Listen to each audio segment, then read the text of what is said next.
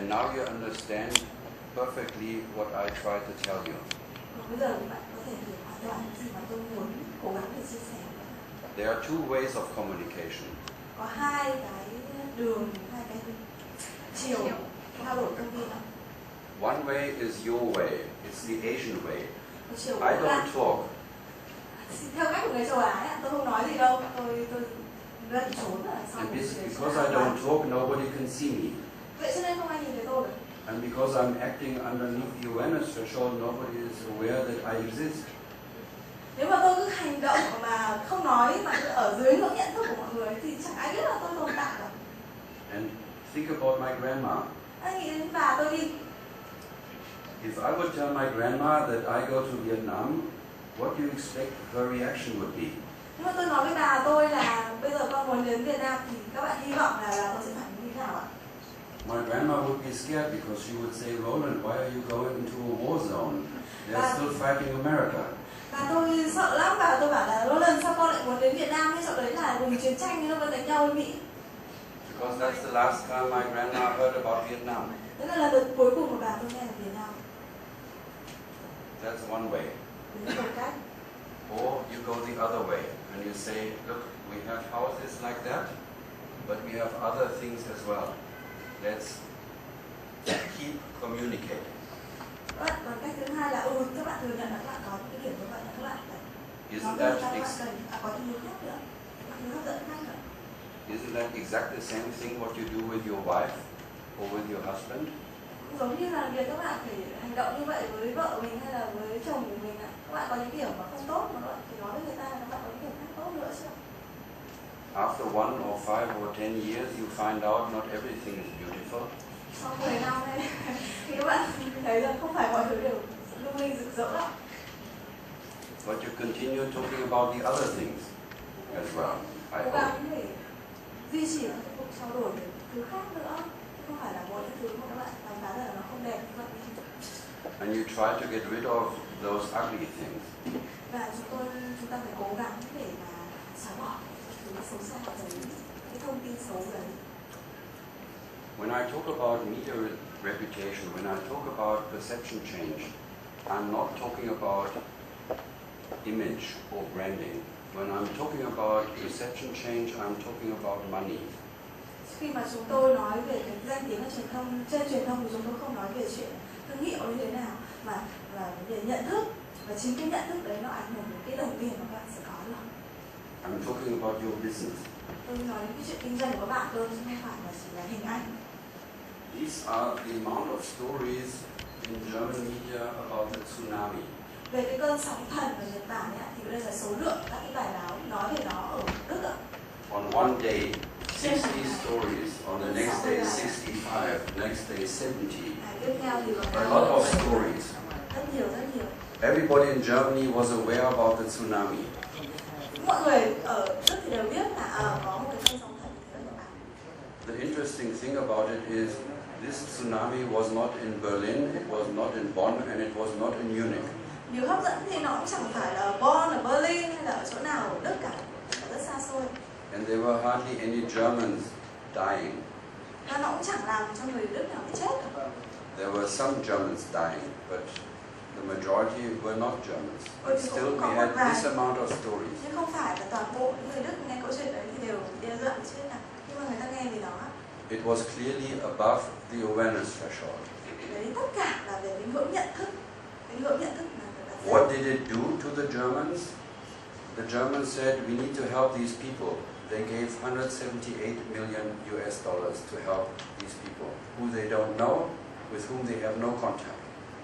Vậy cho nên là người Đức cảm thấy là phải làm gì đấy để giúp đỡ những cái người bị sóng thần. Họ quyên góp được 178 triệu đô cho những cái người mà họ chẳng biết là ai và họ cũng chẳng có hợp đồng gì làm ăn với những người đấy cả. The same year we had an earthquake in Pakistan. Vâng, thì trong cùng năm thì chúng ta có một cái cuộc động đất ở Pakistan. Almost no stories. Hầu như là chẳng có cái chuyện gì ở trên truyền thông cả. Kofi Annan had to do 3 press conferences, alerting the journalists, can you please write about this earthquake in Pakistan because more people are going to die than in the tsunami. Ông Kofi Annan, Tổng thư ký Liên Hợp Quốc thì phải tổ chức 3 cuộc họp báo để nói với báo chí rằng là viết về cái này đi, có rất là nhiều người chết và thậm chí chết nhiều người hơn ở cái cơn sóng thần kia. The media didn't listen, and Kofi Annan was not good in understanding the taste of the worm. It's not enough to stand out and say, please write. If I'm telling you, I told you already, can you please write down your 3 things in the coffee break? And only one master was doing it. The rest of you were doing it afterwards. So if Kofi Annan stands up and says, do something, that doesn't mean that the world is going to do it, right? So the journalists didn't respond, no coverage, only $8 million. Cái câu chuyện là dù có tổ chức họp báo như vậy nhưng mà Kofi Annan thì ông cũng không khéo để mà đủ hiểu là cái con giun mà ông ấy phải đưa ra thì nó phải có mùi vị như thế nào, và truyền thông họ không nghe. Vì vậy cho nên là cái câu chuyện cuối cùng ở đây là chỉ có 9 triệu đô được quyên góp lại để giúp cho những cái nạn nhân ở Pakistan, mặc dù hậu quả của hai cái vụ này thì chưa chắc là khác nhau. And you don't want to tell me that the Germans changed their character in 10 months. The Germans stayed the same. Cũng đừng nói là cái phẩm chất của người Đức nó thay đổi sau 10 tháng, chẳng có gì thay đổi ở đây rồi. They would have given the same amount of money if they had known, because 178 million US dollar in a population of 80 million Germans, that is nothing else than not even 3 euros. Và cái người Đức họ sẽ sẵn sàng bỏ tiền ra, bởi vì là quy ra thì 178 triệu đô này chia đều cho người dân Đức thì mỗi người cũng chỉ khoảng 3 euro thôi, chẳng vấn đề gì cả, nhưng mà họ đâu có biết để mà quyên góp đâu. When I mean perception change means business, here is another example. This is all the media coverage Bill Clinton got during the last 15 years. Khi mà tôi nói về cái câu chuyện là cái thay đổi nhận thức, nó thực sự là chuyện của các bạn kinh doanh như thế nào, thì hãy nhìn vào đây. Đây là số câu chuyện, số bài báo mà viết về Bill Clinton. And this is the money he got to start his foundation. Số lượng tiền mà ông ấy có thể quyên góp được để mà bắt đầu cái quỹ. More than 130 million US dollar as seeding money to have his own foundation. Hơn 130 triệu ạ. Nelson Mandela had this media visibility. And Nelson Mandela's foundation has this money. My friend Kofi Annan, who is the most pleasant person you can imagine, but although he is African, I would say he's Asian, because he says, it's not about me. I don't want to see my face in the newspaper. No, about me.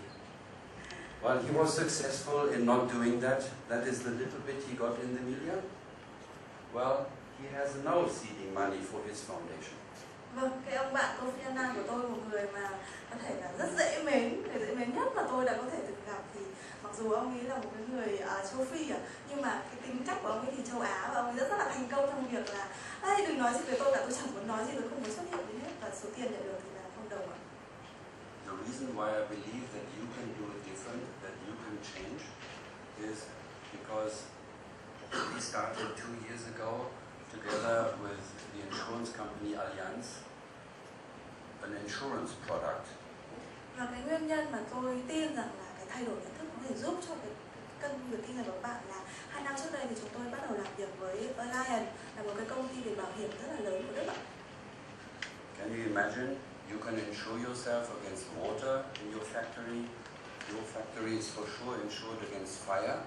But if I would tell you you can insure yourself against media damage, you would think Roland is now crazy. Bạn có thể tin được không? Các bạn có thể bảo hiểm cho công ty của mình trước cái việc là nó có nguy cơ bị cháy. Thế nhưng mà khi mà nghĩ về cái bảo hiểm cho công ty trước cái sự phá hủy danh tiếng của truyền thông thì I say you can insure yourself as a company against water, you can insure yourself against fire, but if I would tell you that you can insure yourself against media damage, against bad reputation, you would think Roland is crazy, right? Khi mà các bạn muốn bảo hiểm mình trước cái việc là truyền thông có thể phá hủy danh tiếng của mình, tôi nói với các bạn như thế thì chắc là các bạn nghĩ Roland cho ông đi điên rồi. Well, here it is. Đây chính là sản phẩm mà chúng tôi làm được. You can insure yourself against bad reputation. Bạn có thể bảo hiểm chính mình trước cái sự phá hủy danh tiếng mà truyền thông có thể gây ra. Media Tenor is not an insurance company, it is Allianz who believes that reputation can be managed. Media Tenor thì không phải là công ty bảo hiểm mà Elearning kia, và chúng tôi thì tin tưởng rằng là danh tiếng thì có thể quản lý được, không phải là một cái gì các bạn không nắm bắt được. Why do they believe that they can offer this product to the market around the world? Tại sao chúng tôi lại tin là chúng tôi có thể cung cấp cái dịch vụ đó cho cả thế giới? Because Allianz themselves experienced the difference between strategic media, reputation management, and passive, responsive media management. Và chính Elearning là cái công ty mà họ đã trải nghiệm cái chuyện là nó khác biệt về cái nếu mà chúng ta sử dụng các cái truyền thông một cách có chiến lược và quản lý cái danh tiếng của mình như thế nào. We work with Allianz since 20 years. Every individual board member of Allianz has a clear defined amount, number, how many interviews, how many op-eds, how many portraits per month, in which media, on which topic, in which country. Chúng tôi làm việc với Elearning để đảm bảo là những cái vị thành viên ở trong cái ban điều hành của họ ấy, hàng ngày, hàng tuần sẽ xuất hiện bao nhiêu ở trên truyền thông và nói về những cái vấn đề gì ở kênh nào và ở đất nước nào. The bonus of the media relations team at Allianz is paid on whether they fulfill these goals or not. If they don't fulfill these goals, no bonus. If they do exactly this amount of stories, they get the bonus. Phần thưởng cho cái đơn vị mà phụ trách truyền thông ở cái hãng này là cái việc là nếu mà họ đảm bảo được cái mục tiêu này thì họ sẽ có tiền thưởng, còn nếu không thì họ sẽ bị cắt tiền thưởng. The new chairman of Deutsche Bank, who used to be at Allianz, when he took the job trying to secure Deutsche Bank, he took it to the next level. He said, at Deutsche Bank, I'm no longer paying the bonus of the media relations team, I'm paying the bonus of the board members if they communicate enough. If media tenor data show they communicate enough, 30% of the potential bonus of Deutsche Bank boards is going to be paid. If they don't communicate enough, no bonus. Câu chuyện ở cái ngân hàng của Đức là Deutsche Bank thì nó lại khác một chút là họ trả bonus cho cái không phải là cái phòng truyền thông mà là những cái vị ở trong ban điều hành. Cái vị nào mà nói đủ những cái thông tin mà người ta đòi hỏi các bạn của các vị đấy ở trên kênh nào, ở trên từng cái nội dung như thế nào thì các vị ấy được trả tiền, còn nếu không thì các vị ấy sẽ không được trả tiền ạ. Why is this possible? Because we did this research together with Humboldt University in Berlin. Tại sao mà cái điều đấy có thể thực hiện được? Bởi vì chúng tôi kết hợp thực hiện cái nghiên cứu này với một cái trường đại học ở Đức ạ. These are the top 240 companies in Germany. Đây là hơn 200 cái công ty mà đứng đầu trên cái danh sách các công ty. How they are rated by 43,000 businessmen in Germany. So people who do business with these 240 companies, they know them. Họ đánh giá như thế, tức là người ta nghiên cứu xem là 43.000 những cái người làm kinh doanh ở trên nước Đức thì họ đánh giá như thế nào về 240 cái công ty lớn nhất như thế nào. So it is not my grandma who heard something about Deutsche Bank or Nokia. It's business people doing business with these 240 companies. Đây không phải là câu chuyện về bà tôi và chỉ nghe gì đấy về Deutsche Bank, mà là câu chuyện về các cái doanh nhân, họ đánh giá về công việc của các doanh nghiệp. We try to predict with our data what are journalists writing about these 240 companies. Are we able to predict what the 43,000 businessmen are thinking about these 240 companies? Từ những cái dữ liệu chúng tôi thu thập được, chúng tôi cố gắng để có thể dự đoán được việc truyền thông sẽ viết cái gì về 240 cái doanh nghiệp này và 43.000 doanh nhân kia thì họ sẽ nói gì về từng này doanh nghiệp ạ. Chúng tôi cố gắng để mà dự đoán cái việc họ sẽ phát ngôn. The statistic correlation is 0.41, which is interesting, but as I have no clue about mathematics, this was not convincing for me. 0.41.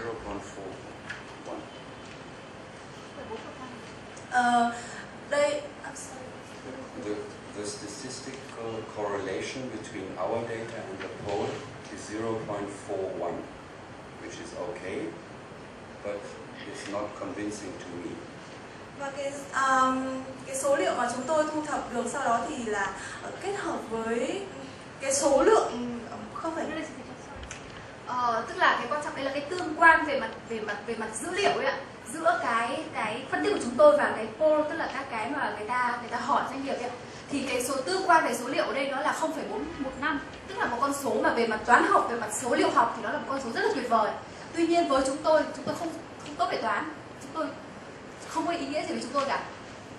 But the moment you take the media tenor awareness threshold into account, all of a sudden your prediction rate goes up to 0.88, which is 1.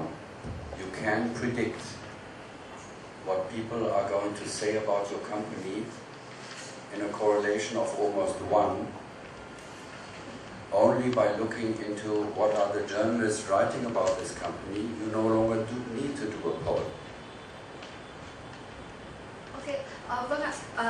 Và khi mà quý vị có thể có được những cái nhận thức hay có những cái thông tin về những công việc của Elearning đã làm, là phân tích những cái thông tin mà báo chí hay truyền thông đưa ra, thì và từ những thông tin đấy quý vị có thể dự đoán được những cái quan điểm của hơn 4.000 doanh nhân kia, thì là cái tương quan về mặt số hoặc về mặt số liệu nó lên rất là cao, là 0,882. So when this is the case, you are able to define what you want to say, what topics you can find the fitting media to it. And then it's no longer a question of, do I know a journalist or media relations is foggy, let's rather do advertising. You can quantify your reputation. And the moment you are able to quantify your reputation, it becomes manageable. Vâng ạ, và khi đó thì rõ ràng là không cần phải làm các cuộc survey hay là các cuộc khảo sát đối với các đối tượng, mà khi mà một khi mà mình có thể lượng hóa được cái hình ảnh của bản thân mình trên truyền thông như thế nào, thì mình cũng có nghĩa là mình lượng hóa được những cái hình ảnh của mình và những cái đối tác hay giới doanh nhân người ta nhìn nhận gì về mình ạ. Because the media are different. You would think that the Financial Times in England, that Les Echos in France, that New York, the Wall Street Journal, and that Business Day in Africa, that they all write in the same way. This is not true. They have a different approach to almost everything. Và quan điểm của các kênh truyền thông thì thường chẳng có kênh nào là giống kênh nào cả. Ví dụ ở Les Echos ở đây, FT là Financial Times, đây là Wall Street Journal, Business Day. Những cái màu xanh, màu đỏ và màu vàng là tượng trưng cho cái việc họ đánh giá một cách màu xanh là tích cực, màu vàng là khách quan và màu đỏ là tiêu cực về các cái khu vực như thế nào. Và các bạn đừng nghĩ là họ viết giống nhau, mà họ tiếp cận từng góc độ khác nhau của thế giới và họ có quan điểm khác nhau ạ. Which is rather interesting because Toyota is only publishing one annual report. There are not two versions or three versions of the annual report. But still, in one newspaper they say business in Japan is bad, and in the other paper they say business in Japan is perfect. Toyota thì mỗi năm họ chỉ đưa ra một cái bản cáo bài kinh doanh thôi, thế nhưng mà các cái báo chí thì nó vẫn viết khác nhau ạ. Một tờ thì bảo là môi trường kinh doanh ở Nhật thì rất là tệ, còn một tờ khác thì lại viết là ở đấy là hoàn hảo cho kinh doanh. So you need to know with whom you operate, and then you can find the right fitting story to the different market. Vì vậy cho nên bạn phải tìm ra xem là cái đơn vị nào mà bạn cần phải hợp tác để đạt được cái hiệu quả cao nhất, thích hợp nhất về mặt truyền thông ạ. I will not bore you with these details because you have that in your printout. Tôi cũng không muốn làm phiền các bạn nhiều quá với những cái số liệu quá là nhiều, các cái bảng biểu nữa, thì các bạn đã có trong tay rồi. What I want to share with you is what I learned yesterday from my colleague Nhung. Đây là cái thông tin mà tôi lấy từ cô Nhung, đồng nghiệp của tôi người Việt Nam. How much do you know about your own market? Các bạn biết được bao nhiêu về cái thị trường của chính các bạn ở trên đất nước Việt Nam này? Do you know that there are 838 newspapers in Vietnam? Các bạn có biết là có 838 cơ quan báo chí ở Việt Nam không? Or magazines with 1.111 xuất bản phẩm ạ. that you have 90 online newspapers, 90 các cái báo điện tử, 207 websites where you 270 can thông tin, trang thông tin, communicate with 67 TV stations, 67 and đài truyền hình phát thanh ạ, 262 kênh, 40.000 người làm trong lĩnh vực báo chí that there và are 40,000 journalists working in Vietnam who are hungry for your stories. có 40.000 người làm ở trong lĩnh vực báo chí đang đói khát thông tin của tất cả các bạn. This is a great start. Đấy là một cái điểm bắt đầu tuyệt vời. How many of them do you know? Bao nhiêu người ở trong số đó thì các bạn đã biết được, các bạn có quan hệ được? With how many of them do you have an ongoing relationship? Và bao nhiêu người các bạn thường xuyên liên lạc với họ? I'm allowed to say this because as I'm a fifth generation journalist, my profession has not really invented work. We are not really hardworking. We love to copy paste. Tôi được quyền nói thế bởi vì các bạn biết không, tôi cũng đã từng làm phóng viên rồi và nói chung là phóng viên thì thích là được copy paste hơn là phải làm việc vất vả rất là nhiều. Anh thế thôi. So what do you expect the German journalist is doing, or a French, or an English, or a Chinese, or an American? He first looks at your websites in Vietnam if he wants to find out what your company is doing. Bạn mong muốn những cái phóng viên ở Mỹ, ở Anh và các nước khác mà người ta viết gì về các bạn thì hãy nhìn lại cái thông tin ở trên cái trang thông tin của các bạn đi. Nó có gì ở trên đó? If you don't get your story right in your own media, how can you expect that you get the story right in America, in Africa, or in Europe? Thế là trên cái kênh của chính các bạn mà các bạn còn không có thông tin đúng, không thông tin tốt của các bạn thì hy vọng gì các bạn sẽ có thông tin tốt ở Mỹ, ở Anh, ở châu Âu hay ở các nước khác ạ? And another finding from Young is that Vietnam is much closer to Germany than to Malaysia. Và cô ấy cũng cung cấp cho tôi một cái số liệu nữa là các bạn hãy nhìn đi, cái số lượng các cái báo chí ở Việt Nam ấy thì gần như là tương đương với ở Mỹ thôi. Còn và nó bỏ xa Malaysia, một nước có cái nền kinh tế tương đương, cái diện tích tương đương các bạn rất là nhiều. The amount of TV channels you have in Vietnam are much more like the amount of TV channels we have in Germany. The amount of newspapers you have in Vietnam are much more similar to the amount of newspapers we have in Germany or in France than Malaysia. Số lượng các kênh truyền thông, phát thanh truyền hình ở Việt Nam các bạn có thì nó tương tự với ở Mỹ hoặc ở Pháp cơ, chứ cũng chẳng phải là ở Malaysia đâu, các bạn vượt xa họ. So the question I have is, how good are you in your own market? How are you communicating?